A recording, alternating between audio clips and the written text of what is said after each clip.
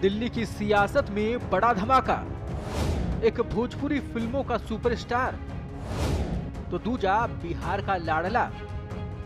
कांटे की टक्कर पर हर किसी की नजर। कैसे जीतेंगे दिल्ली वालों का दिल? कौन किसकी करेगा बोलती बंद?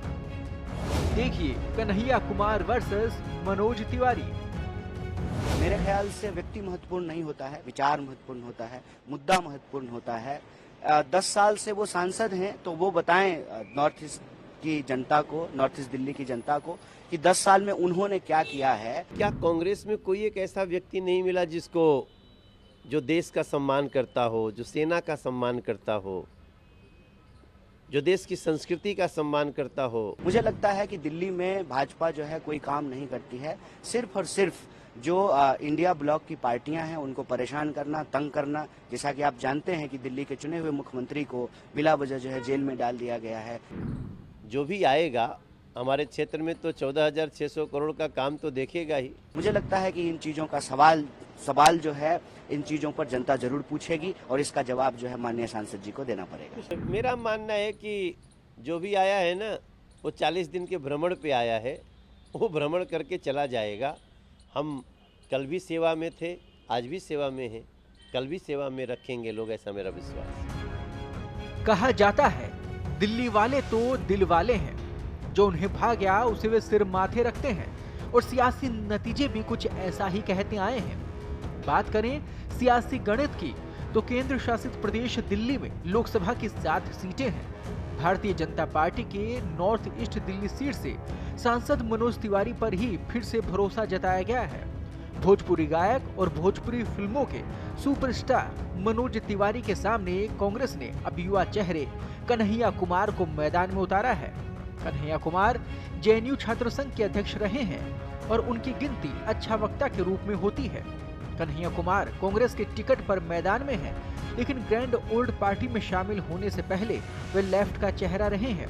2019 के चुनाव में कन्हैया को लेफ्ट ने मोदी सरकार के फायरब्रांड मंत्री गिरिराज सिंह के खिलाफ बेगूसराय सीट से उम्मीदवार बनाया था।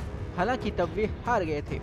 कभी लेफ्ट का चेहरा रहे कन्हैया कुमार को अब कांग्रेस ने नॉर्थ ईस्ट दिल्ली सीट से चुनावी मैदान में उतार दिया है। तो इसके पीछे का गणित क्या है, ये भी समझिए।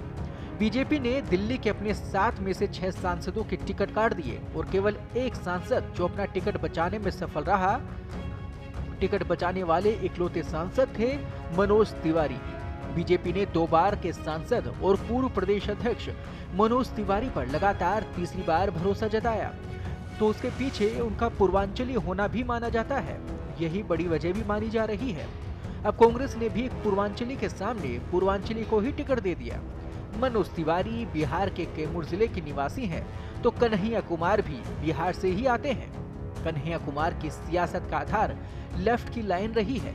कन्हैया के भाषणों में गरीब, मजदूर, दलित, शोषित, वंचित की बात अधिक रहती है।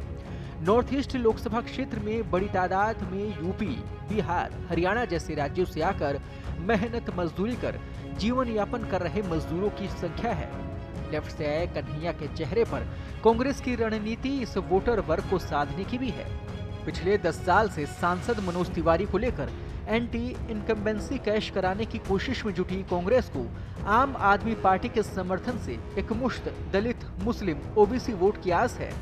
कांग्रेस नेताओं को लगता है कि थोड़े बहुत पूर्वांचली वोटर्स का साथ भी मिल गया तो ये बफर का काम करेगा और ऐसे में पार्टी के यहाँ से जीतने की संभावनाएं बढ़ जाएंगी। दूसरी तरफ बीजेपी को भरोसा है कि पूर्वांचली और दलित पिछड़ा वोटर्स के समर्थन से मनोज तिवारी जीत की हैट्रिक लगाएंगे। 2 पूर्वांचलियों की लड़ाई में ओबीसी, दलित के साथ ही सवर्ण वोटर्स का रोल अहम हो गया है। कहा यह भी जा रहा है कि पूर्वांचली वोट स्थानीय अस्मिता के आधार पर बढ़ सकता है।